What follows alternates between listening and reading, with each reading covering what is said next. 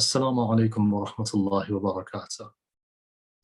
Now that we're firmly into the last 10 nights of this blessed month of Ramadan, a month of forgiveness, prayer, community, supplication, and essentially a month of God. These 10 nights are very symbolic. In these nights you find the nights of power, the nights of destiny.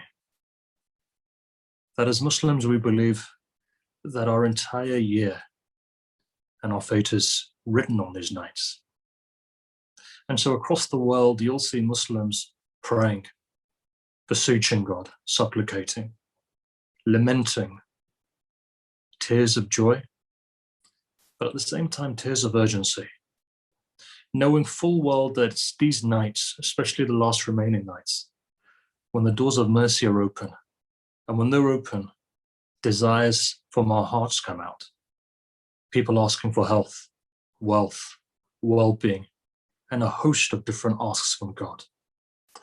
But the one thing that I've been reflecting on, especially in these last 10 nights, is that you'll find people who match up to all of the conditions and criterias of prayer, but you find that their prayers are answered.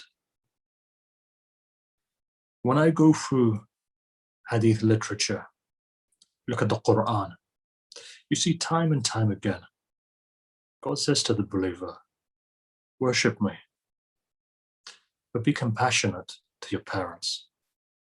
Or in other places, respect the ties of the womb. Or in other places, be vigilant of your responsibilities to your neighbors. The one thing that we can add is this. If there's anything that stops prayer from reaching God, it's how we behave with one another. And today note that if, for whatever reason, our prayers stop and our desires are not met, though we may feel that all of the conditions of prayer is there, then sometimes it's because of our own behavior, especially on the spiritual plane. Our spiritual ethics tell us that the world is linked, the physical and the metaphysical, through a causal relationship. Much of it is to do with how we behave with one another. So I'd say this, with a few nights remaining, let's remember very sincerely the golden rule. Let's first look at our parents. As we've seen within prophetic traditions many a time, that certain things or certain trials and tribulations have befallen people because of the way they've treated their parents, through heartbreak of their parents, but then more so our spouse, our children, and our neighbors. So as I reflect, why don't we all reflect together? And I'm reflecting on this.